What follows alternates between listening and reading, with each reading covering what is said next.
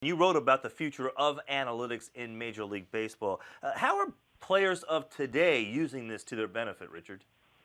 Well, I think what the best teams do, the Dodgers, people like that, what they do is they make their analytics people available and just tell the players, we have as much information as you want about what you're going to do today, or we have as little, and what you're comfortable with. Players like Joey Votto want to know a lot. What does the pitcher throw? What's the history of what he does in situations when the runner's on base and all of that stuff. But I think the war in the game, the wrestle, is how much do we tell the players?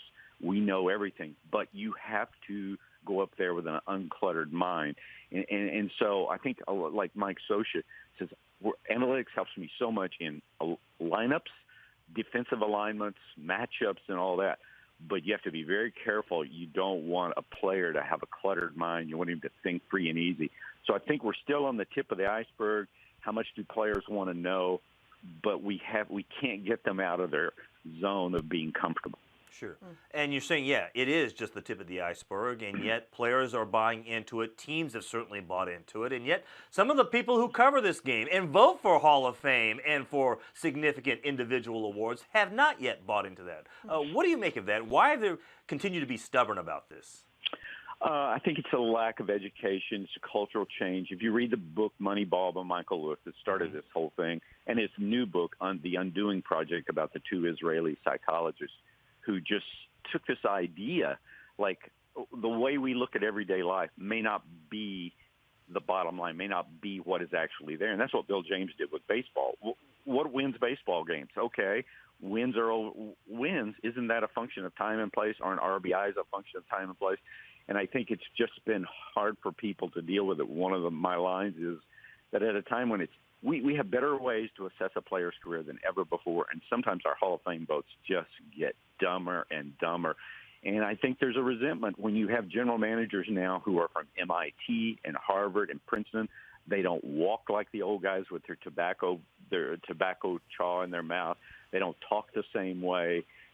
It's just been, I'm telling you, the book Moneyball portrays a cultural war. The movie does too in baseball, and that cultural war is going on. Although, you know, what an NBA general manager told me, he says, we're still having this, we're still in the beginning stages in our game. In baseball, it's proven that if you don't use it, you're going to get fired. And, you know, and the one thing teams debate is what's next. Like the Brewers general manager, David Stearns, told me, people are always saying, what stats should I look at? And he goes, what we're doing now so much is so far past that. It's studying the human body, it's pitch usage, and all of that. And let me just give you one. You hear these people sneer when they say the word spin rate. Well, what is a spin rate? A spin rate is basically tells you the quality of a curveball and also the quality of a fastball. So why wouldn't you want that? Like the Royals told me, he said, we ask our scouts to go out and look at players, but we want them to come back and back up their opinions with data. For instance, the Astros, like pitch usage. Listen, if a curveball is your best pitch, and we have the numbers right here, it is your best pitch, why wouldn't you throw it more? Right. No, it's like in we see this in NASCAR about how this has entered. You're talking about revolutions versus the actual speed, and how it can also affect the dynamics of spin as well as movement of those pitches. It's fascinating. It is fascinating, and so the line is a computer can't find a player. I say this to Jeff Luno, the Astros GM. Hey, a computer can't find a player in Venezuela, and he says no, a computer can't.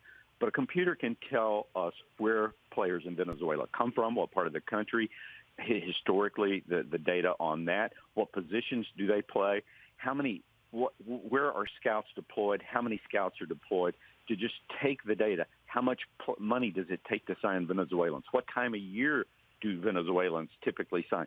Just to take all the data we have on the history of baseball in Venezuela and help us do our job. But when we say analytics, the word we should use is information, and who would turn down information that can help everyone?